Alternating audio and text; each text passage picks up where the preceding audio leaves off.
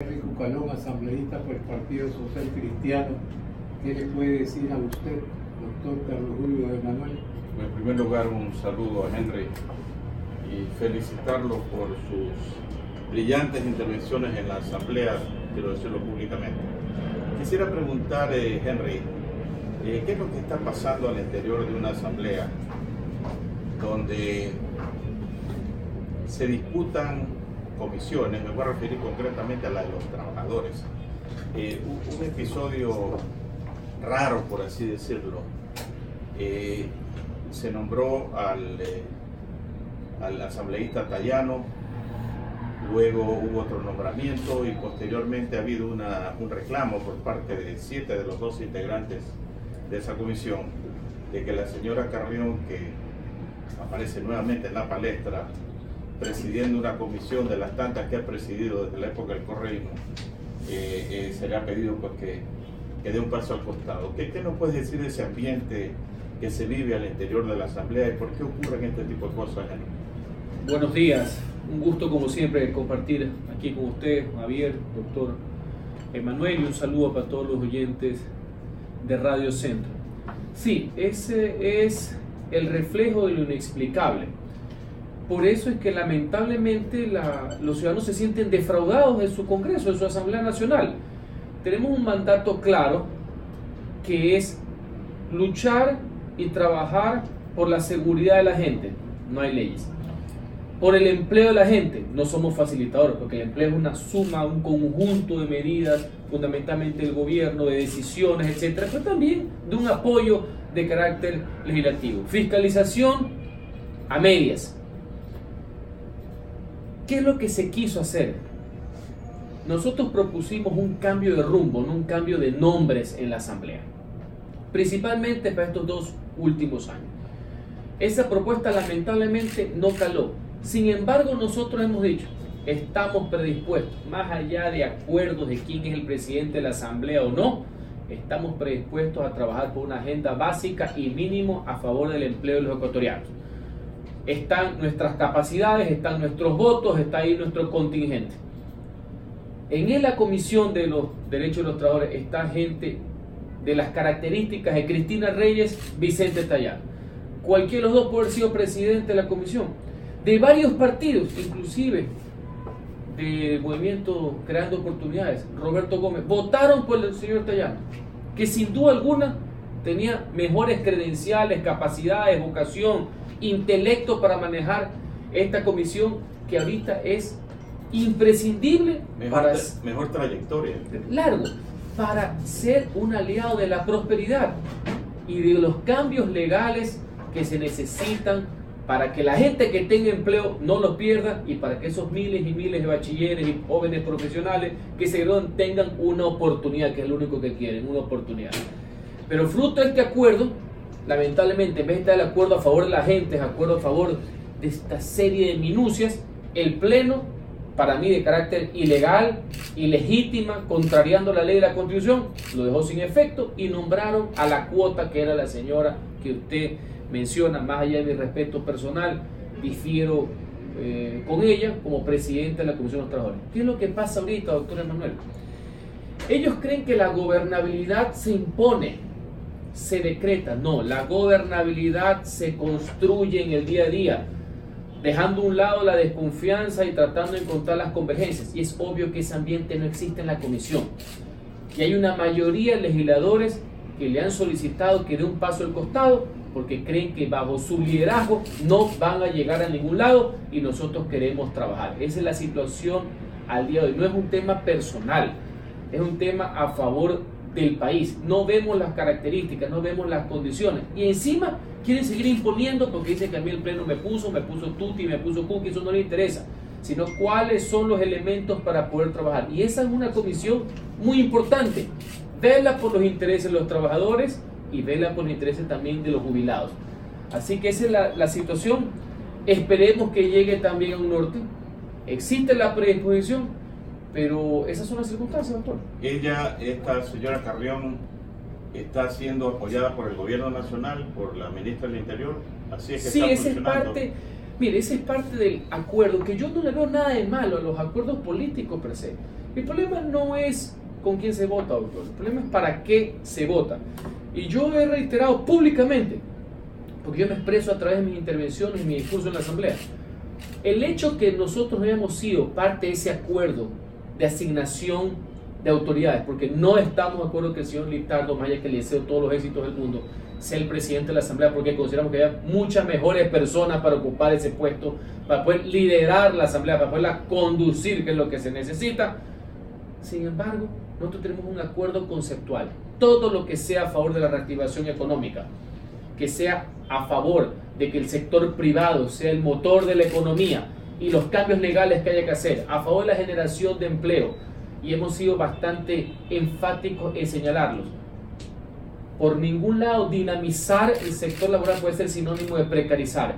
Todo lo que sea también a favor del desarrollo de los gobiernos locales, por eso acabamos de presentar una propuesta para garantizar que los recursos que son de los municipios, las prefecturas y las universidades, que se pagan por concepto del IVA, no sean manoseados por ningún gobierno central, porque son fondos de las ciudades, y esa retención, ese manoseo perjudica la realización de obras y servicios. En esa agenda básica, como es el proceso de reinstitucionalización, nosotros estamos a favor. Nuestros votos siempre estarán ahí. Así como de entrada les digo, estimados oyentes, querido doctor, que todo lo que sea aumentar los impuestos, de entrada les voy a decir que con nuestros votos no cuenten. Al revés, van a contar con nuestro rechazo. Porque encima que la economía necesita incentivos, no va a ser que esta gente le dé castigos tributarios al sector empresarial pequeño, mediano y grande, al final de cuentas al contribuyente, al ciudadano que por sí ya está golpeado por una crisis, por una farra fiscal. Me parece muy importante este último señalamiento, Javier. Este país, según el Fondo Monetario Internacional, va a decrecer en el 1,5% este año. Según el Banco Central, va a crecer en el 0,2%. Según el Ministerio de Finanzas, va a crecer en el 0,5%. Tanto el 0,2 como el 0,5% son cifras vergonzosas, de las cuales uno no puede hacer alarde. Sin embargo, eso es lo que están proponiendo las autoridades económicas, que es una ligera mejoría, no la creo, no creo en las estadísticas y en las cuentas nacionales de los últimos años. Sin embargo, que el Fondo Monetario dice que vamos a caer, que va a haber una contracción económica. Cualquier persona que ha tomado un curso de economía, el primer curso de economía, de macroeconomía, sabe que cuando las economías están en un proceso de recesión, peor aún de contracción, es decir, cuando el ciclo económico está a la baja, lo que dice la teoría es, tiene que tomar medidas contracíclicas. Para tratar de revertir esa caída, hay que tomar medidas contracíclicas. Cuando la economía está cayendo, ¿cuál es una medida contracíclica? Bajar los impuestos. Eso lo sabe dormido cualquier estudiante de economía. Y sin embargo, hemos escuchado del vicepresidente de la República, hemos escuchado del ministro de Economía. Es más, se ha plasmado en la carta de intención con el Fondo Monetario Internacional que vamos a pasar de los impuestos directos a los indirectos. Un eufemismo para no decir que vamos a ir al IVA, porque ¿cuál es el impuesto indirecto? El IVA.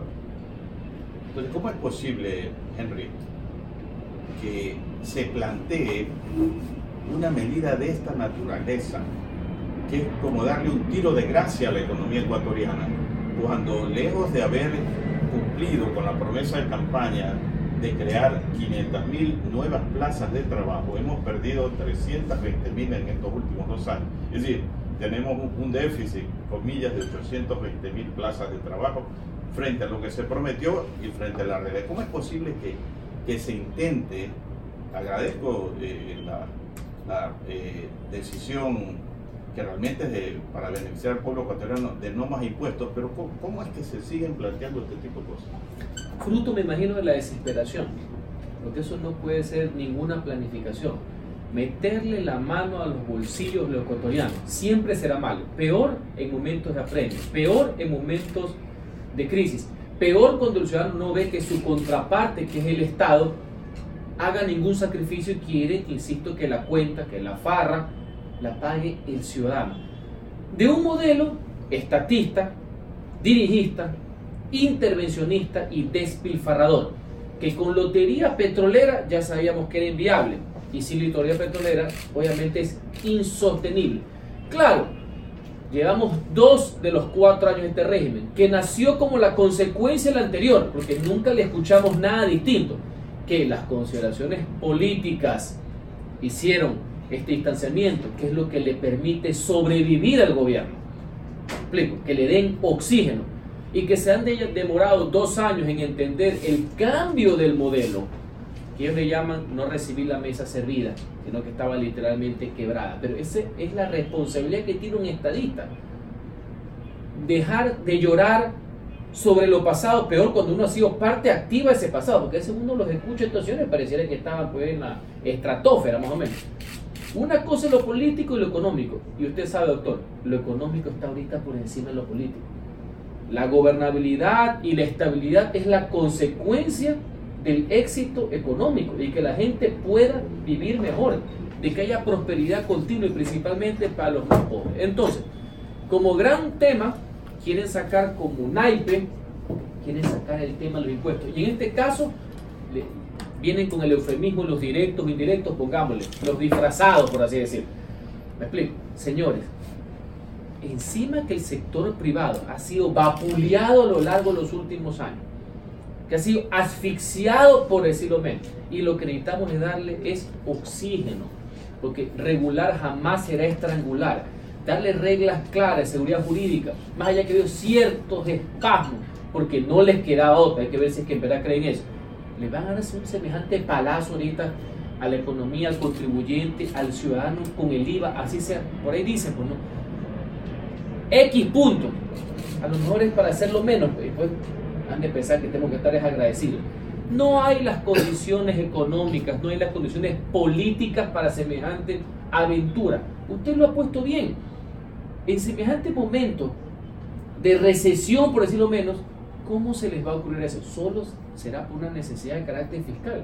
Pero si es al revés, si cuando estamos pidiendo, y hay un gran consenso, se acaba de eliminar el impuesto verde, cuyo concepto como tal no era malo, proteger el medio ambiente, y muchos países tienen cierto tipo de decisiones, me explico, para evitar que se caiga. ¿Cuál es el problema? Van al impuesto verde y todo lo recaudado, en vez de ir de fomento al medio ambiente y protección, se va al gasto corriente. Esa es la excepción. Aparte que había un problema en la aplicación del impuesto. Medio mundo reclama, señores, eliminemos el impuesto a la salida de capitales. En la práctica es al ingreso de divisas. Es un impuesto a las inversiones a la larga. No, que la puso, que el uno, que gradual. Ahí no hay gradualismo. O es prosperidad o no es prosperidad. No es de derecha o de izquierda. ¿Funciona o no funciona? ¿Genera o no genera bienestar? Y por ahí te manda la puntita para ver si es el IVA, para hacernos lo que vulgarmente se dice la psicológica. Insisto, nosotros tenemos una política clara. Vamos a reactivar el sector productivo. Ahí estamos. Se nos criticó a lo largo de este año y medio, porque en algunos temas hemos coincidido con el gobierno y hemos votado por la ley de fomento productivo y por la ley de reactivación económica, porque contenían tesis y propuestas que no te hemos defendido de siempre. Son ellos los que ahora, de vez en cuando, tratan de coincidir. Y nos dijeron que no íbamos a morir por tener ese pragmatismo de que el sectarismo de no estar con un gobierno o con un partido no tiene por qué pagar los platos rotos la gente. Pero en este tema de los impuestos, señores, con nosotros nadie va a jugar. Y no es porque se acercan las elecciones, porque el gobierno es impopular o es popular, eso a mí no me interesa. Nosotros no nos vamos a prestar para dar un zarpazo tributario del Congreso Nacional y premiar a una política económica indolente e ineficiente. Muy bien, de acuerdo completamente, Henry, con esa postura. Han habido en los últimos 12 años más de 30 reformas tributarias. Cuando uno piensa en la palabra reforma, uno cree que se está hablando de un estudio profundo que lleve a hacer una reforma. Pero ¿cómo puedes tener 32 o 34 reformas tributarias que le han dejado al Ecuador en herencia más de 65 impuestos? Esas reformas tributarias yo las llamo las reformas tributarias verdes, entre las cuales entre cuyos resultados está pues el impuesto verde, pero hay otros impuestos verdes como el que acaba de señalar Henry. Yo lo llamo impuesto verde porque viene del verde flex de la Revolución Ciudadana, el impuesto a la salida de capitales, que es una torpeza, el anticipo de impuesto a la renta, que es otra torpeza porque es un impuesto patrimonial. ¿Por qué no se atacan esos problemas? Cuando vemos en el mundo, y es cuestión de leer los periódicos, ejemplo, ¿por qué tiene popularidad el presidente Donald Trump? Porque bajó los impuestos, recupera la economía y el hombre está ahora opcionado a ganar un segundo mandato. La antípoda, China, antípoda de los Estados Unidos, preocupados porque su crecimiento está cayendo y este año va a ser el 6%, están preocupados los chinos. Entonces han decidido tomar medidas de reducción de impuestos históricos como nunca antes. El primer ministro de Portugal, Mário Centeno, a él hay que reconocerle que el éxito de la política económica, del crecimiento económico de Portugal, sin ir al Fondo Monetario Internacional, haber bajado los impuestos. Acaba de ser electo la semana pasada el nuevo primer ministro en Grecia. Primera medida, reducción de impuestos para recuperar la economía. ¿Qué es lo que no se entiende sobre este tema? Está clarísimo, pero aquí queremos nadar contra la corriente, Henry y Fernando. Muy buenos días. ¿Cómo articular una base que permita al Ecuador ser parte de la integración de países que tomaron esas decisiones de reducir impuestos y que actualmente, por ejemplo, estos 4, Perú, Colombia, Chile y México, miembros de la Alianza del Pacífico, han fortalecido su economía y se han convertido como uno de los bloques de mayor trascendencia a nivel internacional en lo comercial y en lo económico?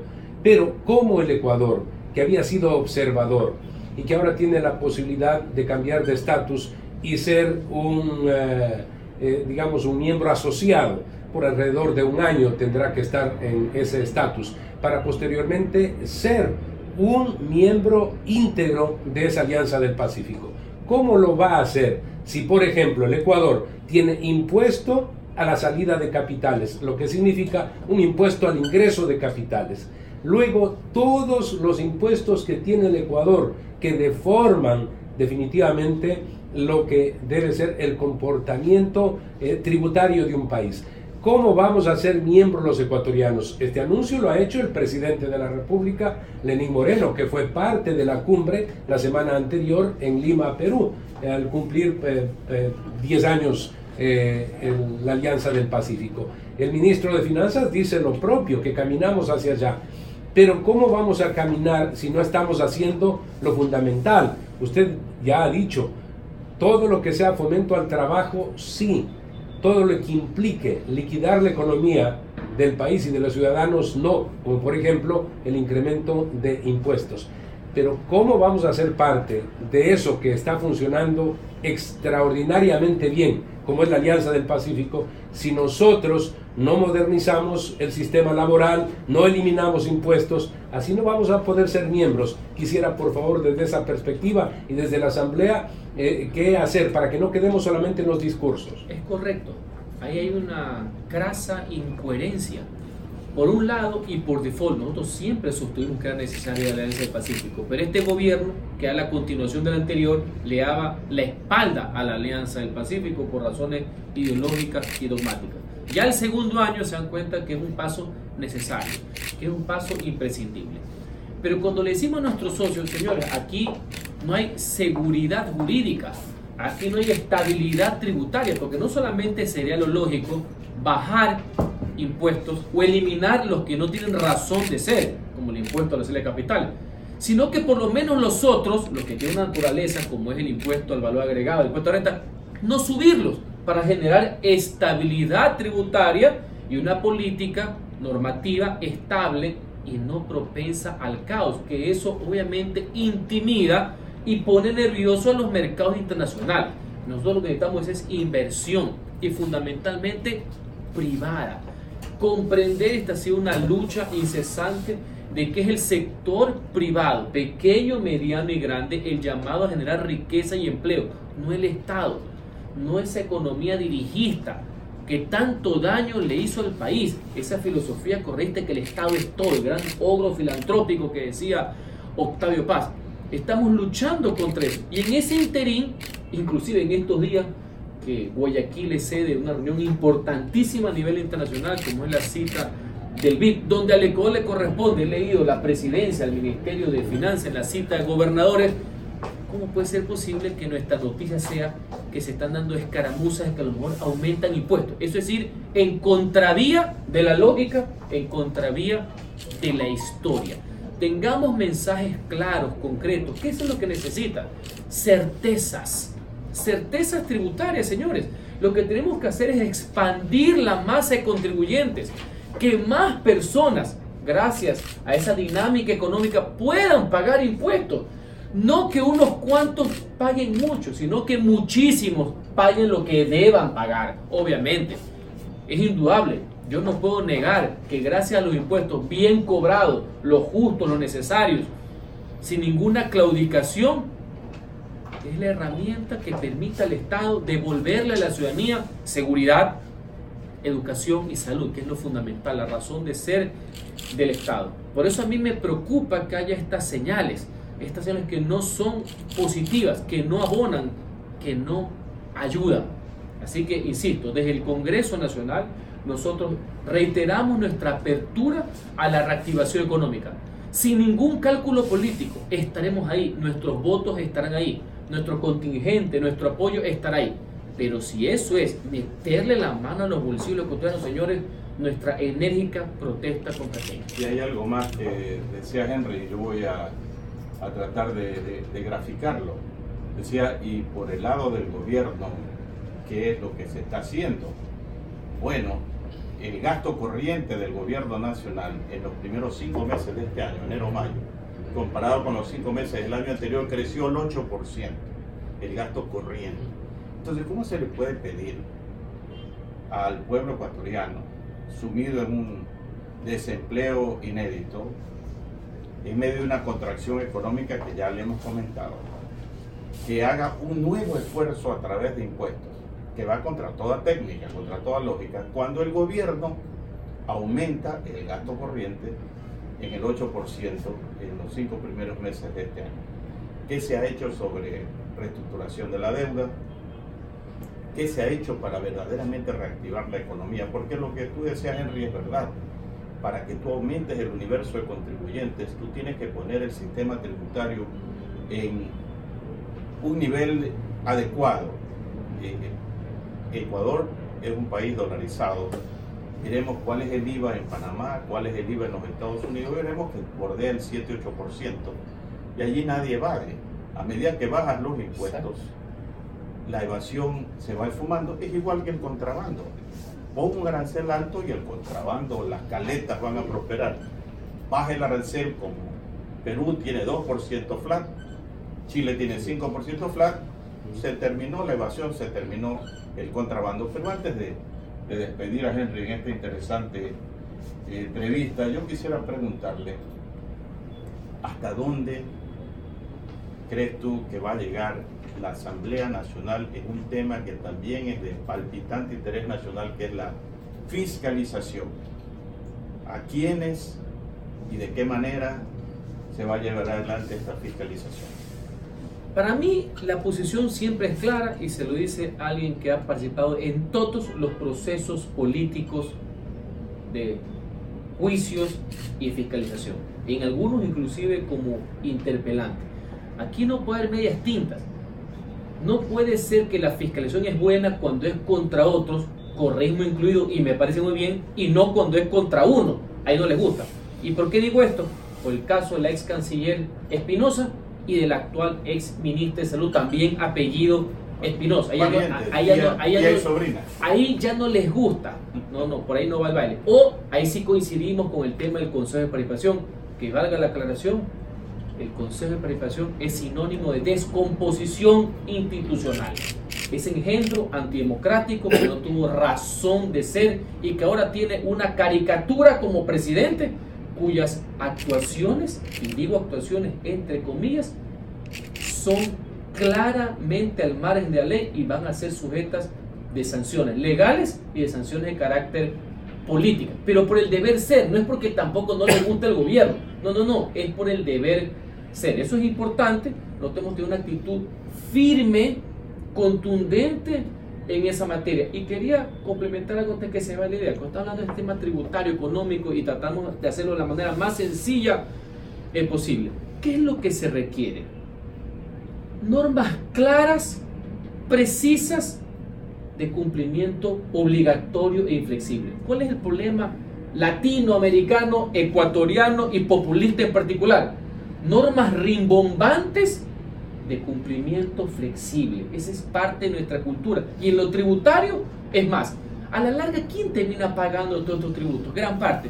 La gente que está en relación de dependencia, doctor Emanuel, la gente que está empleada, los pocos que tienen empleo, porque no solamente que hace mal subir los impuestos en una economía en crisis, en recesión, golpeada, aturdida, sino que también los sabios se encargan de evadir, que es el término ilegal, y eludir utilizando la misma ley. ¿Quién es el perjudicado? El mismo Estado que no tiene los recursos para fomentar la educación, la salud y seguridad, y también los grandes perjudicados, los que están en relación de dependencia, que son los que le debitan del sueldo este tipo de impuestos.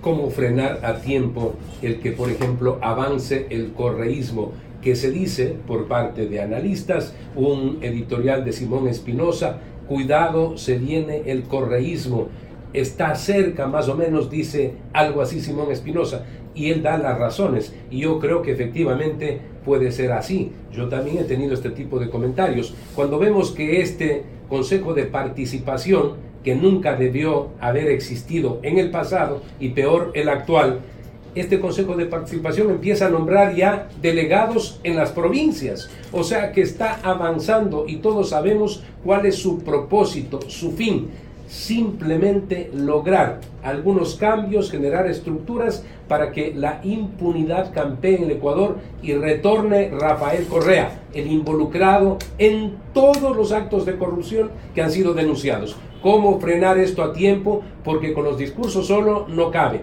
va ganando terreno y no es una cuestión traída de los cabellos, lo hemos venido comentando, pero hay un buen editorial de Simón Espinosa al respecto. Lo leí en El Comercio, pero no se hace con dedicatorias tampoco, porque el correísmo está ahí, como han estado el de todos los expresidentes, caídos, no caídos, derrocados, y me puedo quedar toda la mañana contando varios expresidentes derrocados, no digo este que no fue derrocado, que quedaron segundos y terceros en las siguientes elecciones. Así son los fenómenos políticos.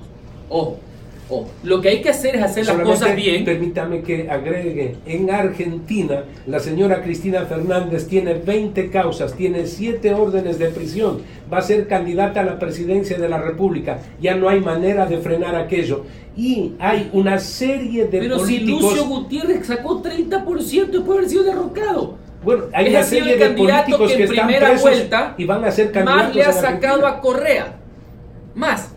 En un solo tirón sacó el 30% año 2009 después que fue derrocado. O sea que no nos sorprendamos con el tema de los números. Vamos. Pero ¿cómo frenamos, por favor? Frenar haciendo las cosas correcto y lo contrario a lo que ellos hicieron. Porque no va a ser que la medicina es que yo voy a hacer lo mismo que el correísmo pero con otros modales, ¿no? Por ahí no va. Con eso conmigo no cuenten, ¿no? Una cosa es justicia, otra cosa es venganza también. Las cosas se hacen de forma correcta y solito las cosas se van dando y la gente va viendo el cambio, porque no va a ser cambio de rostro, pero no, insisto, y cambio de costumbres, modales, por ahí no va. Y se lo decimos nosotros, ustedes lo conocen, que cuando medio mundo era correísta nosotros nos enfrentamos, porque ahora parece que es un club, ¿no? Ahora parece que es una materia, ¿no? Y los más fieros son los que estaban con Correa. O sea, los anticorreístas que eran correístas son, pero de una fiereza pocas veces vista, por así decir. Así que nosotros nos enfrentamos en las calles, en las urnas, aprendimos a ganar y aprendimos a perder, porque así es la democracia también. Así que se tiene que hacer. Ahora, que el Consejo de Participación, que no tiene razón de ser, que es antidemocrático per se, no puede convertirse en el títere de nadie, correísmo incluido, de nadie, correísmo incluido, porque los intereses postergos son de cualquiera, porque este consejo debe ser para fomentar la participación, no para fomentar el partidismo de nadie. Evidentemente no lo podemos permitir. Y la afrenta que representa su dignatario, que va al Congreso, dice que no es responsable político, que no es sujeto de control político, cuando la Carta Magna expresamente así lo determina, no lo vamos a dejar pasar. Pero no por un tema de vendetta, sino por un tema que no tiene lógica. Nosotros también representamos al pueblo ecuatoriano y tenemos que defender esa institucionalidad. Quiero agradecer